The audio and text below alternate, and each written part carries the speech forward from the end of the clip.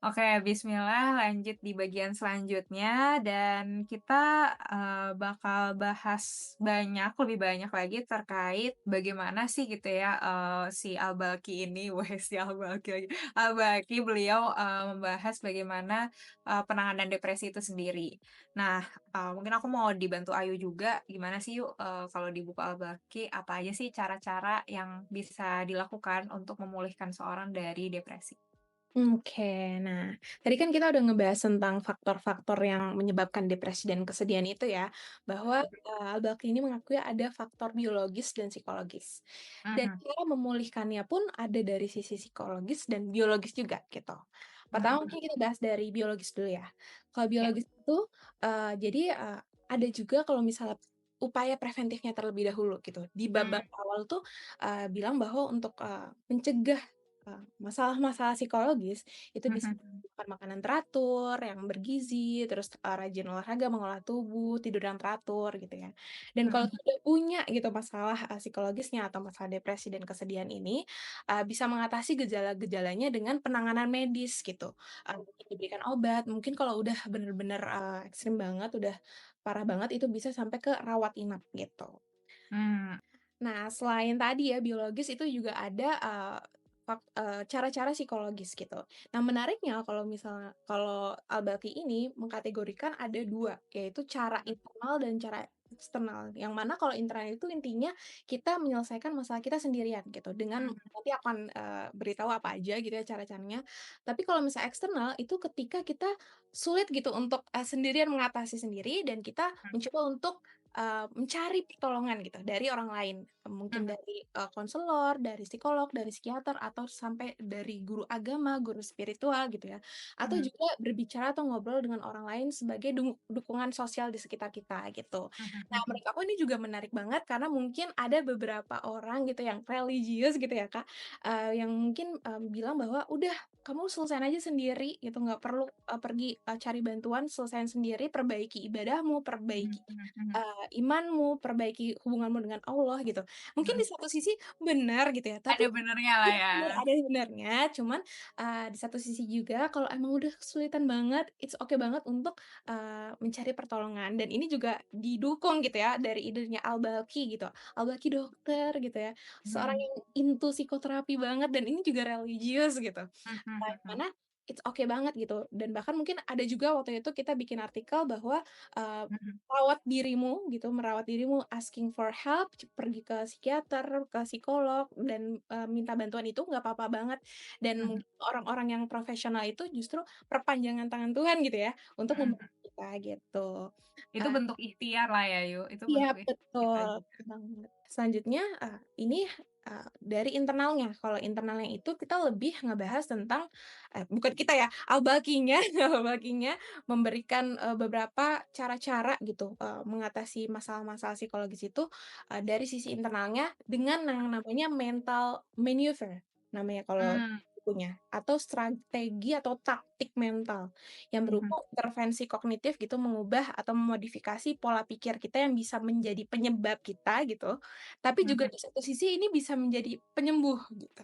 mhm, mhm, mhm. Itu untuk bisa Iya, karena kalau di CBT kan melihatnya, cara kita memandang situasi gitu ya, bukan situasi itu sendiri, tapi cara pandang kita, kepercayaan kita terhadap situasi itu yang menjadi, ya ibaratnya dibilangnya sebagai masalah utama ya gitu, dan penyembuhnya itu sendiri juga dengan memodifikasi cara berpikir gitu kali ya, Yuk, kaitannya sama CBT.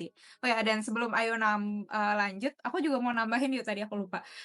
Mungkin, tadi kan Ayu bilang, di Al-Balqi juga disebutnya bisa juga ya ke preacher deh kalau nggak salah tulisannya ya kalau di bukunya atau apa ya, sebentar aku nyontek dulu. Nah, di ke ke sebentar, macam guru agama gitu ya. guru agama sih ya kalau nggak salah ya, Guru agama gitu, konsultasi i agama, iya spiritual, iya. guru spiritual. Oh ya, guru spiritual apa ya intinya semacam itu gitu ya.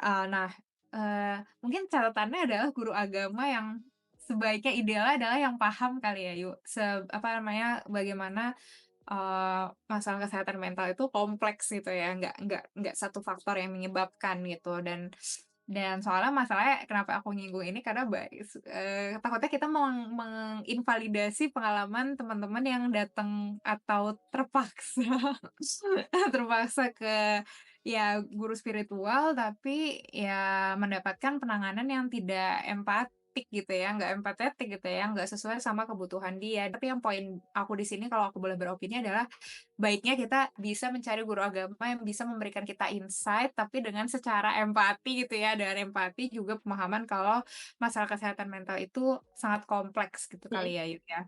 Terus juga, dalam, bagian yang terkait social support itu kalau nggak salah di bukunya dibilangnya kayak ngomong gitu ya, ngobrol sama orang yang bisa bikin kita happy kalau ya konteksnya kalau nggak salah kayak gitu ya. Jadi kayak, justru Al-Balaki ini meng-encourage kita minta bantuan gitu kali ya, Yu, Mhm.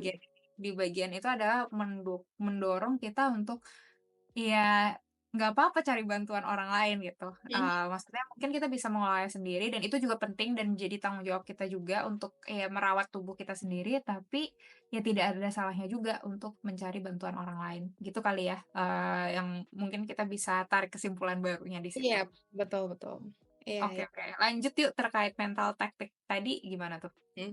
Mungkin aku juga mau nambahin tentang yang, guru spiritual itu lagi juga ya. Heeh, Bahwa boleh boleh. sebenarnya mungkin ada beberapa yang mungkin kurang empatis lah gitu ya. Mungkin Mhm mungkin, keterbatasannya juga fokusnya lebih ke spiritualnya gitu. Tapi ada mhm yang mungkin lebih care juga gitu secara psikologis, lebih mhm. paham secara psikologis itu juga ada.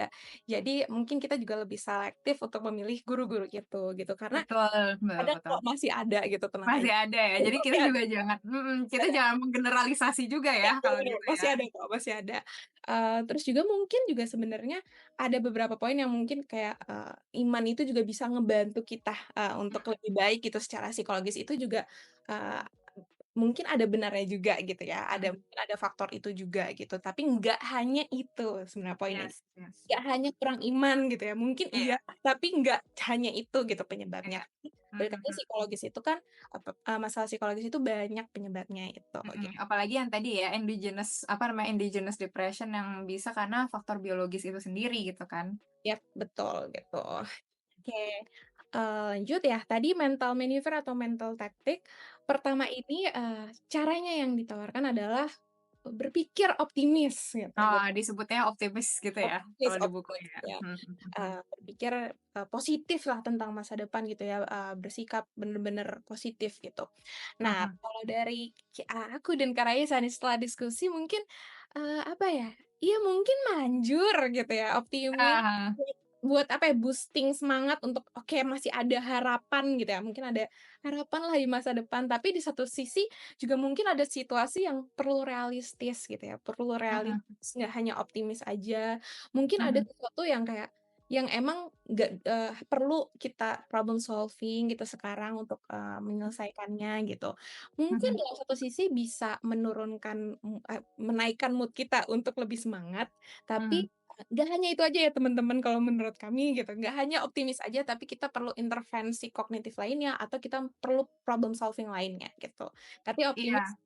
bisa jadi sebagai apa ya, bensin gitu loh, sebagai, ya pendukung lah, pendukung gitu. Mmm. Mungkin aku juga mau nambahin terkait poin optimis ini, sebenarnya ada benarnya gitu ya, karena kan kalau orang dengan depresi, kalau tadi kita udah bahas di yang bagian penjelasan itu kan karakteristik mereka sangat negatif ya, sangat Ya, negatif dalam melihat sesuatu yang itu overly negatif, sayangnya begitu gitu. Yang mana, kita juga jangan menyalahkan orang dengan depresi juga ya, maksudnya dia punya cara berpikir seperti itu juga bukan sepenuhnya salah dia juga gitu, ada faktor-faktor lain yang membentuk cara berpikir dia tuh seperti itu gitu kan. Nah, jadi ya masuk akal juga kalau misalnya cara bagaimana kita membantu orang dengan ya maksudnya membantu orang dengan depresi atau kalau kita sendiri mengalami gejala-gejala tadi ya, lagi down atau apa, mungkin cara berpikir, untuk berusaha untuk bisa melihat situasi dengan cara pandang yang baru, yang lebih positif bisa jadi membantu gitu. Tapi mungkin, aku setuju dengan poinnya Ayu dalam hal, tapi bisa jadi masalah itu emang beneran problem. mhm, Ya kan? Jadi kayak, emang beneran itu mengganggu kita ya mungkin kalau caranya adalah, eee, memang itu real valid gitu ya, kalau misalnya ternyata emang situasinya emang seberat itu, ya mungkin caranya adalah penyelesaian masalah gitu loh, bukan sebatas kita mengubah cara berpikir kita doang, tapi kita juga perlu mengambil langkah konkret gitu kan untuk, membuat kita berada di situasi yang lebih baik gitu kan. Terus juga, apa ya, maksudnya juga optimisnya juga mungkin jangan toxic positivity kali ya bahasanya yang yang biasa mungkin, aku nggak tahu ya teman-teman udah sering mendengar kata ini, cuma ada, istilah yang namanya toxic positivity. Kita menganggap semua hal tuh, "Udahlah pikirin positifnya aja." Ya itu kayaknya nggak sesederhana itu. Maksudnya kalau misalnya apalagi kalau dalam sesi terapi gitu ya, kita juga, baiknya adalah kita nggak langsung minta membantu klien kita dengan, ya udah mikir positifnya aja. Itu justru nggak membantu gitu. Justru dan CBT sendiri meskipun dia banyak dikritik juga sih kalau misalnya, CBT itu cuma, positive thinking gitu. Nah, tapi sebenarnya kalau boleh ya ini aku membantu Ibunda Judith Berg gitu ya, yang bilang kalau misalnya, "Oh tidak, CBT itu tidak itu bukan cuma tentang positive thinking doang, tapi lebih ke realistic thinking sebenarnya." Berpikir secara realistis, karena terkadang kalau misalnya kita berpikir negatif itu kita, ibaratnya kita melihat dunia itu dengan kacamata hitam, yang mana, mungkin situasinya nggak 100% seburuk itu. Mungkin masih ada hal-hal lain yang dalam tanda kutip positif gitu ya, yang positif atau mungkin netral, tapi kita nggak sadari atau mungkin abaikan. Mungkin kita tahu, tapi kita anggap itu nggak ada gitu, itu nggak valid bagi kita.